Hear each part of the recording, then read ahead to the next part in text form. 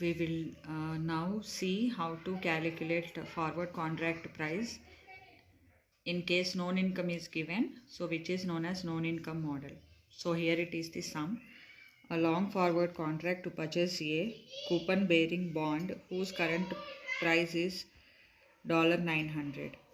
The forward contract matures in 9 months. Suppose coupon payment is $40 expected after 4 months. The 4 months and 9 months risk-free interest rates are 3% and 4% per annum respectively. Calculate forward contract price. We'll see the solution now. So when coupon payment is given, so which means that income is given, so which comes under known income model. Now the formula is F0 is equal to S0 minus I into e to the power of RT. So here F0 represents forward contract price, S0 is equal to spot price, I represents known income, E will be the constant value 2.7183, R risk-free rate of interest,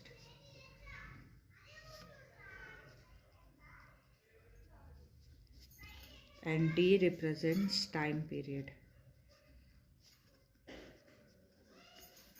And in case of I, and this known income will be considered at the present value. So which means that present value of I, how we will calculate present value of I means I into e to the power of minus RT. Okay. So we'll substitute everything into the formula. So given spot price is 900, known income is 40, and interested rate of returns are 3% and 4%. Two different interest rates are given to us, and time periods are 4 months and 9 months. So initially we need to calculate present value of I, so which is going to be I into, that is 40 into e to the power of minus R with reference to the I time period we should take. So here it is given 4 months risk-free rate of return is 3%, so which can be written as minus 0.03 into time period is given 4 months, so which is going to be 4 by 12. If we solve this, we will get present value of I, so which is going to be $39.60.